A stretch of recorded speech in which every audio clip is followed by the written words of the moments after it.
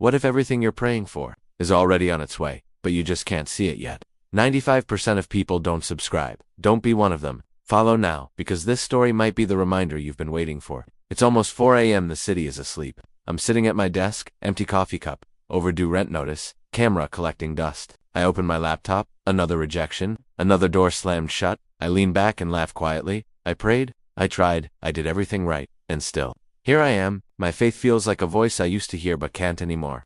Outside, rain hits the window. I look up and whisper, "If you're out there, why can't I feel you?" Silence. Just the hum of my tired computer. The next morning, a message from my mom lights up my phone. "Come home. Sometimes you have to go back to remember forward." I don't even think twice. I throw my camera in a bag and catch the first train. Rain slides down the window beside me. The city fades, and I see my own reflection blur into the gray sky. I open my notebook and write, maybe faith isn't gone. Maybe I just stopped looking. But honestly, I don't believe it. When I arrive, my grandfather is waiting by the old wooden gate. He doesn't say much.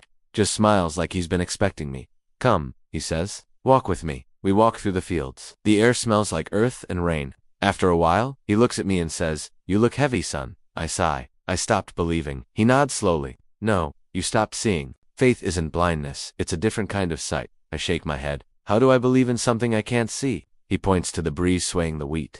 "You don't see the wind, but you see what it moves." He opens his Quran, weathered from years of prayer, and hands it to me. "Read the 3rd verse." I read softly. "Those who believe in the unseen, establish prayer, and spend from what we have provided them." He says quietly, "That verse isn't a definition. It's a doorway." That night, I try to pray. My knees hit the rug, but my heart feels empty. Halfway through, I stop. "It's just words." I whisper. "I don't feel anything." I push the Quran aside and fall asleep on the floor. The next morning, I wake up to my grandfather giving vegetables from his small garden to neighbors.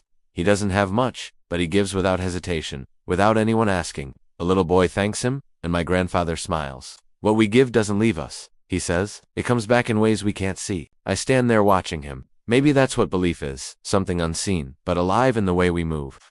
That afternoon, I pick up my camera again. I start taking pictures, not for work, not for likes, just for life. Old hands planting seeds, children chasing chickens, sunlight through dusty windows.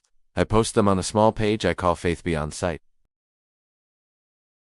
This feels like peace. I don't know why, but I needed this today. I smile. Maybe I wasn't documenting faith. Maybe I was rediscovering it. Weeks later, I get an email. "Your photos have been selected for a feature. We'd love to tell your story." The subject line reads, "The photographer who captured the unseen." I just sit there, staring at the screen. The same rain taps the window, but it doesn't sound lonely anymore. I whisper, "You were here the whole time." That evening, I sit next to my grandfather again. "You were right," I tell him. "Belief isn't about seeing." He chuckles softly. "No, it's about walking.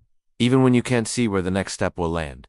He takes off his prayer beads and presses them into my palm. "Keep these. Every time you count one, remember, faith lives between what you see and what you trust." Later that night, I record this. Not for views, not for fame. Just for anyone out there sitting in the dark, wondering if they've been forgotten. If that's you, don't rush to escape it. Some lights only appear once your eyes adjust. Believe, pray, give. Not because you can see the reward, but because that's what makes you alive. 95% of people don't subscribe. Don't be one of them. Follow, share, and let us remind the world. The unseen ISNT, empty ITs, where miracles begin.